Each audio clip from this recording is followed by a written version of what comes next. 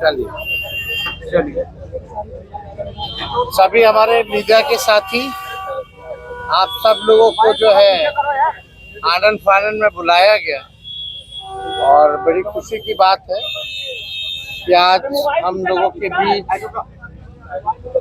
जाने में माने बिहार नहीं बल्कि देश में लोग इनको पहचानते हैं, जानते हैं। बड़े कलाकार हैं और बड़े कलाकार होने के साथ साथ एक बड़े अच्छे इंसान हैं और समाज सेवी भी हैं।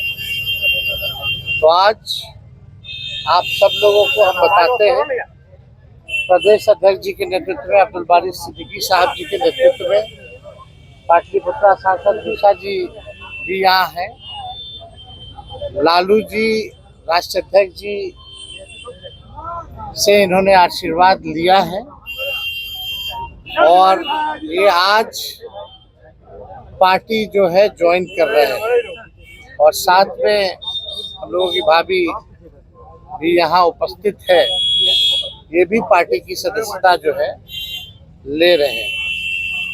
और बाकी हम चाहेंगे कि खेसारी जी जो है आप लोगों के समक्ष जो है अपनी बात को रखें।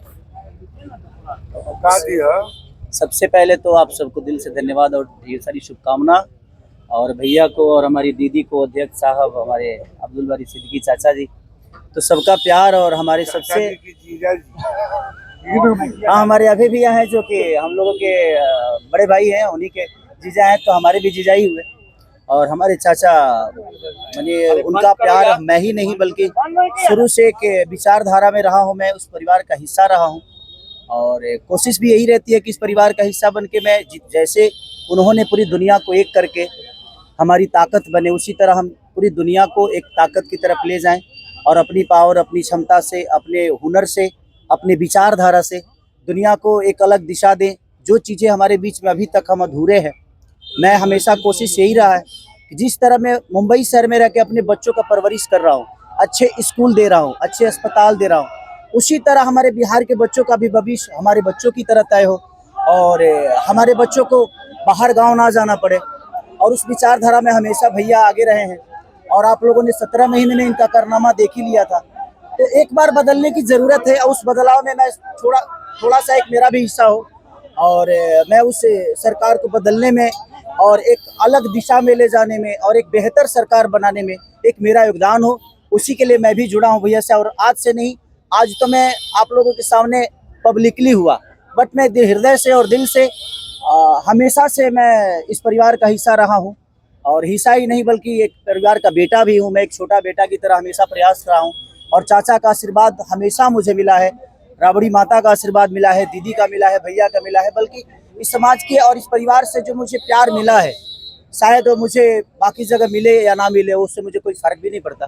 बट मैं हमेशा प्रयास करता हूँ कि एक बेहतर दिशा में जो चीज़ें चल रही है, आज आप सब लोग बदलाव चाहते हैं, मैं ही नहीं, मुझे लगता है कि पूरा बिहार बदलाव चाहता है और उस बदलाव में एक मेरा भी योगदान हो, इसीलिए इस बदलाव के साथ मैं भी जुड़ना है। ऐसा इन्होंने कहा कि कोई एमएलए, मुख्यमंत्री और सरकार बनाने की बात नहीं है, बल्कि हम लोगों को बिहार बनाने का काम करना है और हम लोग नए सोच के हैं, नया बिहार बनाना है।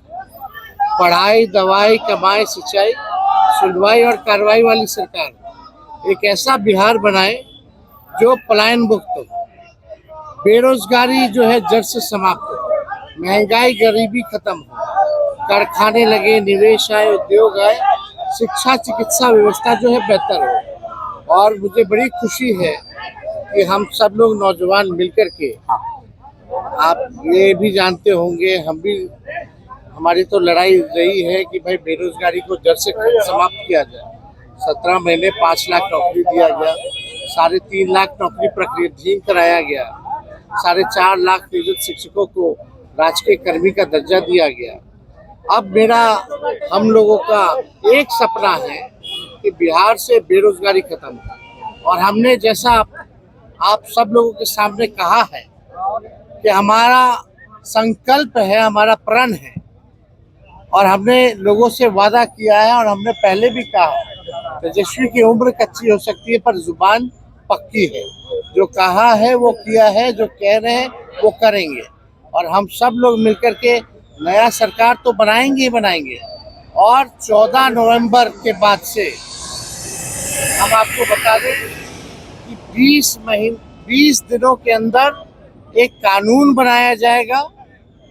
और वो कानून ये होगा जो हमने पहले भी कहा था, जिस परिवार में सरकारी नौकरी नहीं है बिहार में, उस परिवार को एक सरकारी नौकरी हम लोग दिलाने का काम करेंगे।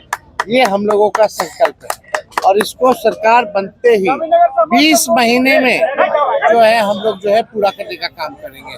तो कोई सवाल है तो पूछ सकते हैं। खेसारी जी, कल आपने कहा कि अभी तक चुनाव लड़ने की बात नहीं हुई है, हमारी पत्नी नहीं बोली है।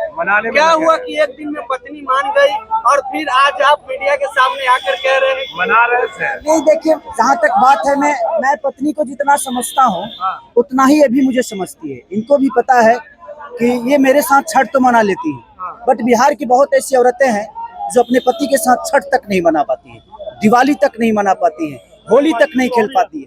तो मैंने इनसे बोला कि बिहार बदलाव की तरफ जा रहा है। हम चाहते हैं कि हमारे यहाँ के माता बहन बेटी 24 घंटा अपने पति की सेवा करे और 24 घंटा अपने परिवार के साथ वो पति रहे, वो इंसान रहे। तो ये तभी संभव है जब हमारे यहाँ रोजगार होगा। तो उस बेरोजगारी को खत्म करने के लिए मैं आपको आगे करना चाहता हूँ। तब इन्होंने उस बात को समझा और उसके बाद हम लोग आए हैं। और प्रयास है कि हर वो महिला, हर वो बेटी, हर वो बहन, हर वो भाई, हर वो बेटा अपने पिता के साथ रहे, हर वो बहन अपने पति के साथ रहे, हर वो भाभी अपने भाई के साथ रहे। तो मेरी ये प्रयास है कि आजीवन जिस तरह बाकी शहरों में लोग अपने पति पत्नी के साथ, अपने परिवार के साथ, अपने माँ बाप के साथ रह के और खुशियों के त्योहार में रहते हैं, उसी तरह हमारा बिहार भी कोई जाए ना, गुजरात के लोग यहाँ आकर काम करे, कलकत्ता के लोग यहाँ आके काम करे, दिल्ली के लोग यहाँ आकर रोजगार करे। हम यही चाहते हैं और इस संवाद के साथ आप सबको देख। चुनाव आप लड़िएगा या पत्नी लड़ेगी? चुनाव आप लड़िएगा या पत्नी लड़ेंगी आपकी? ये लड़े चाहे मैं लड़े, अर्धांगिनी है ना हम, एक ही बात है। देखिए, जीवन में पति पत्नी का जो प्रेम होता है ना, वो दुनिया में उससे बड़ा प्रेम नहीं है। माँ बाप के बाद अगर कोई संभालता है किसी बच्चे को, वो आपकी अर्धांगिनी ही होती है। तो मैं लड़ूं या ये लड़े, बात एक ही है। आरजेडी आपने क्यों चुना? आरजेडी पार्टी बता तो दिए सर, एक ही चीज जहाँ बदलाव होता है वहीं मैं रुकता हूँ, वहीं रहता हूँ। बिल्कुल, हर जगह, हर शहर में, हर जिला में जाऊंगा मैं, हर जिला। चलिए, सदस्यता जो है चलिए मैडम